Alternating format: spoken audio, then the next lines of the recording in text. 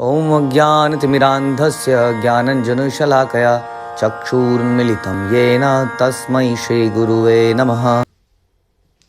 हरे कृष्णा। तो भगवद गीता अध्याय 18 summary part 4। अब आगे भगवान बताते हैं कि कौन से 4 सोशल ऑर्डर्स हैं, वर्ण, और उनकी क्या क्वालिटी है।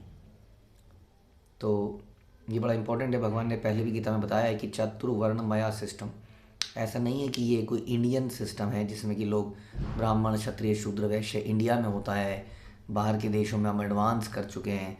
भगवान बताते हैं, प्रभुपाद ने और फर्दर एक्सप्लेन किया, दीज आर वेरी साइंटिफिक। ये बड़ा सोच समझ के तरीके से व्यक्ति के नेचर गुण कर्म के अनुसार से बनाए गए हैं। तो उसके बारे में चर्चा करते हैं। तो सबसे पहले ब्राह्मण के अंदर क्या गुण होते हैं, या किस व्यक्ति को ब्राह्मण कहा जाना चाहिए। भाई ये कभी भी जाति के अनुसार नहीं है कि पिता ब्राह्मण है तो पुत्र भी ब्राह्मण होगा, ऐसा भगवान बिल्कुल नहीं बोलते हैं। भगवान बोलते हैं ब्राह्मण व्यक्ति वो है जो सम दमो तपा शौचम शांति मार्जमेव च, यानी कि पीसफुलनेस, सेल्फ कंट्रोल्ड, इंद्रिय संयम, तपस्या, शुचि, साफ सफाई, टॉलरेंस, ईमानदारी अपने वचनों से, ज्ञान, ब्रह्म ज्ञान, बुद्धि, सही और गलत को पहचानने की क्षमता बेस्ड ऑन द शास्त्रस, धार्मिक कृत्यों के प्रति रुचि, ये ब्राह्मण के कार्य है। यदि हमारे अंदर ये नेचर है तो हम ब्राह्मण कहलाएंगे। ऐसे नेचर को डेवलप किया जा सकता है जैसे प्रभुपाद ने किया। तो हमारे अंदर ये गुण होने चाहिए। एक ब्राह्मण बाय नेचर सेल्फ कंट्रोल, तपस्या करना, क्लीनलीनेस, शुचि, शास्त्रों का ज्ञान, शास्त्रों के अनुसार से सही गलत करना, ईमानदार हमेशा रहना, और धार्मिक कृत्यों को करने के लिए मतलब उत्सुक रहना। और भी हम सुनते हैं कि ब्राह्मण मतलब होता है जो हमेशा क्या कहते हैं, दान देता है, हमेशा दान देता रहता है और दान लेता है और दान ही दे देता है सोसाइटी को, by in terms of knowledge भी और धन भी। वो अपने पास उसको ऐसे रखने की कुछ इच्छा नहीं होती है, क्योंकि उसको ब्रह्म ज्ञान हो चुका होता है। इसको अंदर त्याग उसका नेचुरल पार्ट हो जाता है जीवन का।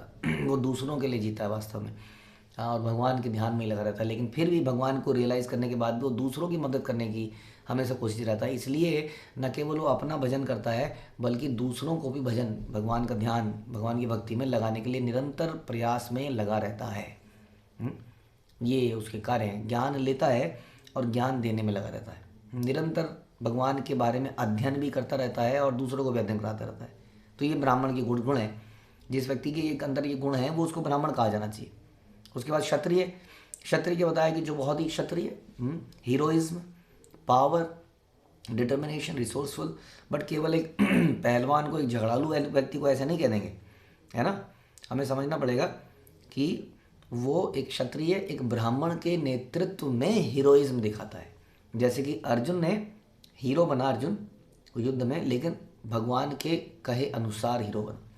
भगवान ने बोला ऐसे चलाना चाहिए, ऐसे। जैसे हम देखते हैं कि मौर्याज चाणक्य पंडित के अंडर में उन्होंने रहकर अपना साम्राज्य फैलाया। तो क्षत्रिय है, हीरोइज्म है, पावर है, डिटर्मिनेशन है, करेज है, लीडरशिप है, ये सब है। लेकिन ब्राह्मण के अंतर्गत रहते हुए यदि वो इसको करता है तो वो सही जगह पे चला जाता है। नहीं तो आप जानते ही कि जब किसी संसार के अंदर हीरोइज्म हो, पावर हो, डिटर्मिनेशन हो, करेज हो, तो ऐसे तो बहुत सारे लोग हैं संसार में। हम सुनते हैं अलेक्जेंडर, कितना करेज था उसका। यूरोप से घूमता जीतता इंडिया में आ गया। फिर तो सारे हमारे इतने सारे मुगल जिन्होंने अटैक किया इंडिया के ऊपर, वो भी करेजियस थे। तो क्षत्रिय मायने में, सही मायने में हम समझेंगे इसको कि ये जो वर्ण हैं ये भगवान ने बनाए हैं, तो इसका पर्पस भगवान की संतुष्टि ही होना चाहिए। तो क्षत्रिय भी वो जो भगवान के अनुसार क्षत्रिय धन करनी। तो दुर्योधन और अर्जुन में अंतर क्या रह गया? फिर दोनों ही क्षत्रिय हुए, दोनों में करेज है ना। दुर्योधन में कोई कम करेज है? इतने सामने अर्जुन खड़ा है, भीम है, कृष्ण सामने खड़े हैं, फिर भी पूरा टक्कर देने का प्रयास कर रहा है। तो केवल हीरोइज्म नहीं है, हमें भी हीरो नहीं बनना चाहिए। हमें हीरो उसी अनुसार बनना चाहिए, अपनी शक्तियों का प्रयोग उसी तरह करना चाहिए जैसा कि भगवान और गुरु हमसे चाहते हैं। तो ये हो गया क्षत्रिय की क्वालिटी। उसके बाद quality of Vysya and Shudras. तो बता रहे हैं कि वैश्य की क्या है? फार्मिंग, कृषि, गौ रक्षा, बिजनेस, ये जो है जनरली इस तरह के काम वैश्य करते हैं। इनमें बहुत सारा पैसे का लेन देन, हिसाब किताब, गौ रक्षा भी इसी में आता है। तो इनके पास काफ़ी धन का आना जाना रहता है। लेकिन इसका मतलब ये नहीं है कि धन से अपनी बिल्डिंगें बड़ी करते रहते हैं और ब्राह्मण बेचारा गरीब बना रहता है और क्षत्रिय देखता रहता है कि कब टैक्स देगा। ध्यान रखिए, ये सारे वर्ण आश्रम हम बार बार ही चर्चा करें। जैसे अभी हमने क्षत्रिय में चर्चा करी कि सही क्षत्रिय कौन है, उसी तरह से सही वैश्य कौन है, जो इस धन को अर्जित करे और धर्म में लगाए। हाँ, ब्राह्मण को मदद करे ताकि ब्राह्मण प्रचार कार्य कर सके, क्षत्रिय को मदद करे ताकि क्षत्रिय सुरक्षा कार्यों में लग सके, उसमें धन व्यय कर सके, ताकि संसार में सारी प्रजा धर्म कर सके ब्राह्मण के नेतृत्व में। तो ये वैश्य का काम होना चाहिए। वैश्य का धन जो है उसके लिए नहीं है वास्तव में, ये सारे के सारे वर्णाश्रम कॉपरेशन से चलते हैं। आजकल हम कट थ्रोट कंपनी से चलते हैं। आज हम चलते हैं कि मेरे पास होना चाहिए, उसके पास नहीं होना चाहिए। हाउ कैन आई बिकम, हमें लगता है जिस तरफ मार्केट ट्रेंड जा रहा है उसी तरह की जॉब सेलेक्ट कर ली जाए। भगवान आगे इसके बारे में बताएंगे। ऐसा नहीं है कि आज की डेट में वैश्यास के बड़े मज़े हैं, फिर कोई कहेगा ब्राह्मणों के बड़े मज़े हैं। हाँ, बैठ के 2-4 मंत्र पढ़ते हैं और बस लाओ जी इतने पैसे दे दो। हाँ, कोई कहेगा जी आजकल क्षत्रियों के बड़े मज़े हैं, सरकार में आ जाओ एक बार। हाँ, तो ऐसा नहीं है, ऐसा नहीं करना है। इसके बारे में हम चर्चा करेंगे। तो क्वालिटीज़ ऑफ वैश्य हमने सुना। उसके बाद शूद्र की क्वालिटी क्या है। शूद्र की क्वालिटी ये है कि वो दूसरों की बढ़िया सर्विस कर सकता है, दूसरों को मदद कर सकता है अपने अपने गंतव्यों में। एक बिजनेसमैन है, उसके यहाँ पे जॉब कर सकता है। सरकार में जो लोग सरकार चला रहे हैं उनके असिस्टेंट बन सकता है। ब्राह्मण का भी असिस्टेंट बन के उसकी मदद कर सकता है बाकी कार्यों में। हालांकि शूद्र और ब्राह्मण का तो, क्योंकि वहाँ बहुत ज़्यादा सूची की आवश्यकता है और शूद्र जनरली उतना सूची रख नहीं पाता है, लेकिन किसी भी तरीके से ये दूसरों की मदद कर सकता है ना। तो ये चारों के चारों ज़रूरी हैं। शिला प्रभुपाद बताते थे कि शरीर के अंदर अपने सर को आप ब्राह्मण कह सकते हो, हाँ, अपने भुजाओं को आप क्षत्रिय कह सकते हो, अपने उदर को आप वैश्य कह सकते हो और अपने निचले हिस्से को हम शूद्र कह सकते हैं। तो प्रभुपाद कहते थे कि जो शूद्र है, हमारा निचले का हिस्सा जो है, मल मूत्र त्यागने का हिस्सा, अगर ये बंद हो जाए, हाँ, एक दिन के लिए भी, आधे दिन के लिए भी, तो हमारा बुरा हाल हो जाता है, हॉस्पिटल में भागना पड़ता है। तो प्रभुपाद कहते थे कि शरीर का हर अंग ज़रूरी है, चाहे वो शूद्र क्यों ना हो। We can not say that they are neglected, they are useless people. हमारे कल्चर में कभी उनको नीचा नहीं दिखाया गया था। बाद में कास्ट सिस्टम आने की वजह से ऐसा हुआ तब महात्मा गांधी ने उनको बोला हरिजन।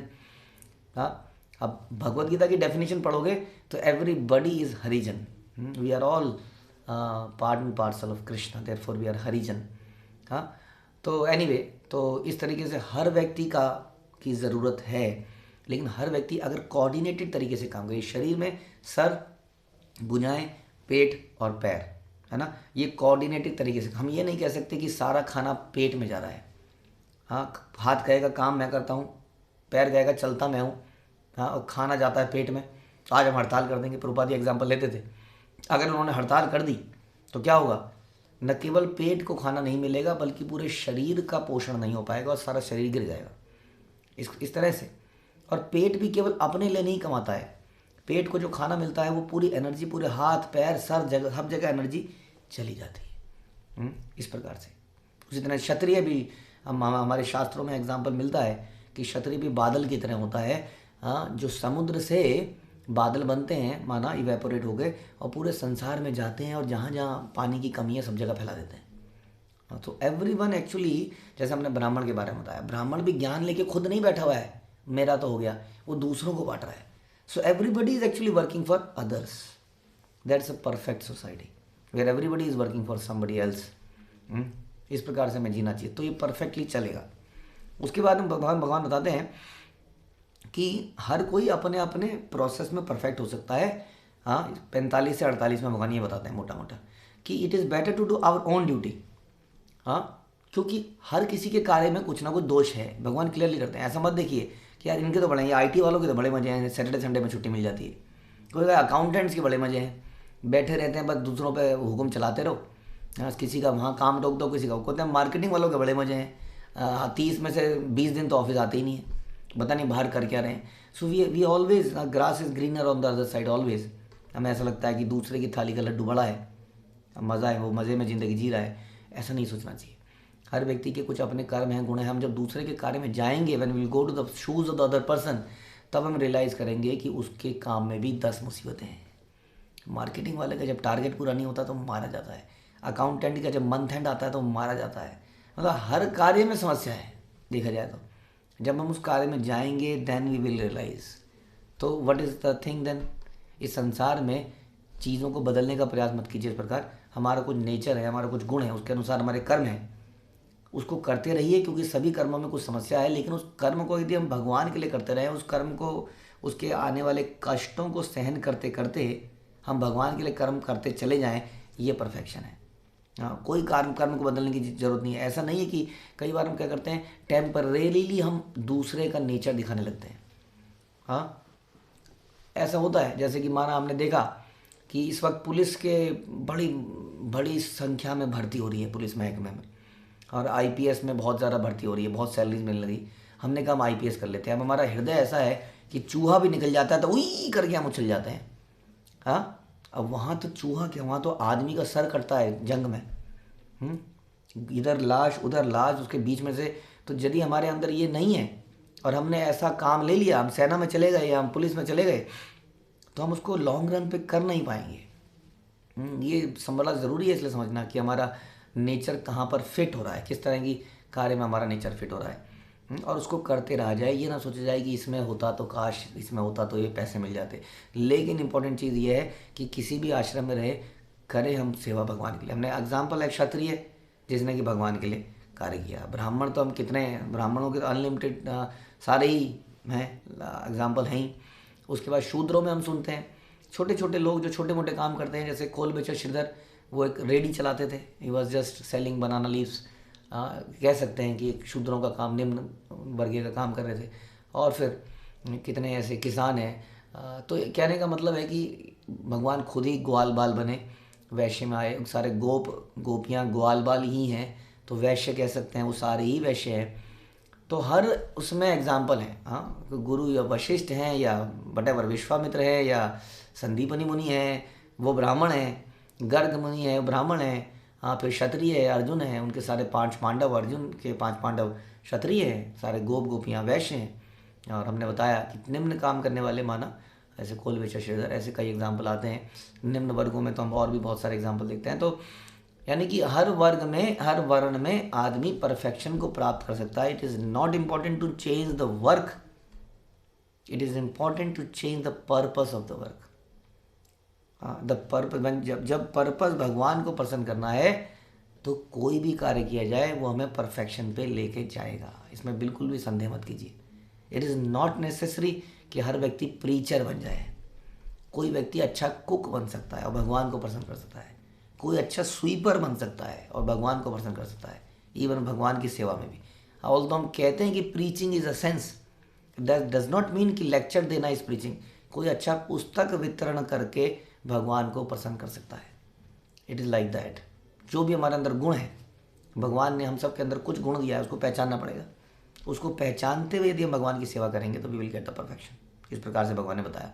सो भगवान कहते हैं कि इट इज़ इम्पॉर्टेंट कि हम अपने कार्य में जुड़े रहें। उसके बाद आगे भगवान बताएंगे कि ब्रह्म प्लेटफॉर्म क्या है।